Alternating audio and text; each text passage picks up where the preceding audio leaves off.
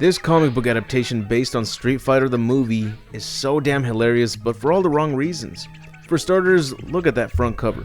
It's good to see that the artists tried their best to make these characters resemble the actors in the film, but some things just don't age well, including the art style for this comic. I'm not a big fan of the art style that this comic has, as a lot of characters tend to have really goofy face designs, especially when it's supposed to resemble actors from a movie. Mike McAvennie was the writer for this comic, Nick Napolitano was the penciler, Bob Downs was the inker, and Lee Lugridge was the colorist.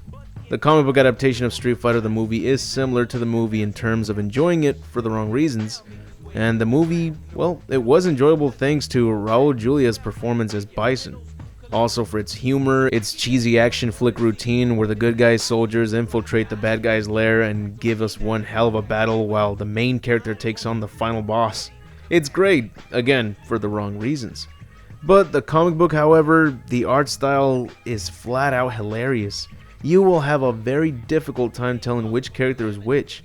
And like most 90s comic books with this kind of art style, the fight scenes would finish up within a couple pages or in the same page where the fight began. It still tries to replicate the film though, and there are some differences, which is what we're going to look at. But first, I want to take a look at Ryu and Ken's introduction. As you can see, they don't look like the actors portraying the characters of the video games at all. They could be telling the story with every character resembling the video game versions. But then you look at Bison and he closely resembles the actor Raul Julia. Not in every shot, as the art style again turns realistic face features into goofy images, but this tells us that they were trying to imitate the characters from the film. But my god, do they all have different facial features in every page. And the only thing that will help you understand which character is which is by remembering their dialogue in the movie.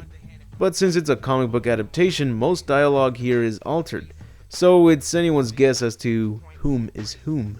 When Ryu and Ken are introduced, you won't believe how remotely distant they are from what the movie and video game versions look like.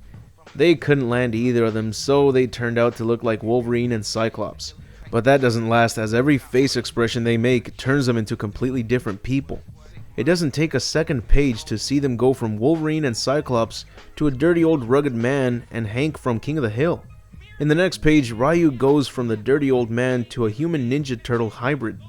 And Ken looks like a 60-year-old Marty McFly. In the next page, I swear I think they forgot that this comic was supposed to be based on the Street Fighter movie or merchandise, because now both Ryu and Ken look like Liu Kang and Johnny Cage from Mortal Kombat. It doesn't end here. For some reason, Vega in this shot looks like he's a giant. Mainly because if you look at the image next to it, the X bars on the outside of the arena are slightly the same size as the X bars next to Vega. So anyone would assume that Vega is simply a giant. Both Liu Kang and Johnny Cage don't look like they want to take on a giant. Suddenly a hairless gorilla takes Ryu's place as the ghost of Sagat decides that he will be the one that fights Giant Vega. The hairless gorilla tells Steven Tyler to remember everything he taught him. Honestly, I can't be sure which of these two is supposed to be Ryu and Ken. The artist keeps swapping through their hairstyles and even hair color. So as you can see, it's nearly impossible to go through this comic without questioning which character is which, and that mixed in with some oversized, over-dramatic shots of pissed off characters.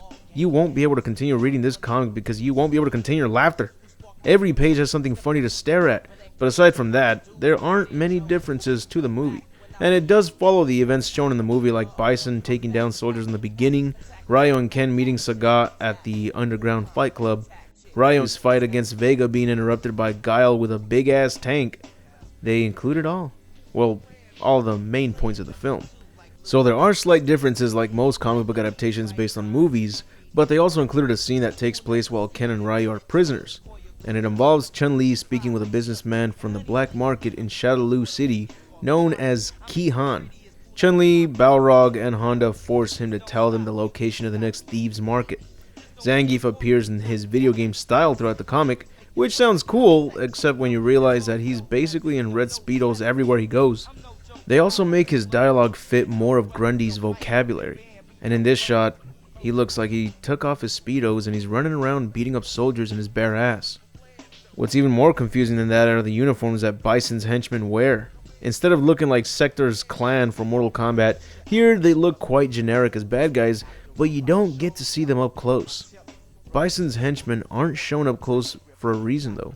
And yeah, I wouldn't want to show them up close either. It looks like they're wearing women's lingerie football gear, a helmet, underwear, and oversized shoulder pads. If any of you ever wondered what lingerie football outfits would look like on a man, the Street Fighter, the movie, the comic book adaptation has it covered. You might even think that it was the colorist who messed up and the uniform was meant to be all red, but there's another guy in that same shot with the same results. The character DJ has an exaggerated haircut. Bison gets his ass kicked by mostly everyone who confronts him. Even Charlie lands a hit on him. When Guile jumps out of the machine that was keeping Charlie, aka Blanca, Guile lands a punch on Bison instead of a kick. Sadly, Bison doesn't land a single hit on Guile until he gets that flying ability. He lands 2 hits and then gets himself killed. I know he practically got himself killed in the movie because he repeatedly did the same attack leaving him open, but here he also has the ability to shoot projectiles, and once Guile dodges them, he hits a set of explosives instead, which cause an explosion taking down Bison. When Ken and Ryo take on Sagat and Vega near the end, their fight scene in the comic is not bad at all. Now that Ken and Ryo have their signature outfits, you can tell them apart. And even though their fight only lasts about 2 pages, it's a satisfying altered take with the same conclusion. However, in this version, when Sagat is defeated, he grabs a nearby weapon and is about to shoot Ken, but Ryo performs his Shoryuken, knocking out Sagat, but also giving him that large scar on his chest. So the story ends the same way. The good guys exit the place before it blows up, Zangief helps them escape. Oh, and I guess one of the hostages happened to be Indiana Jones?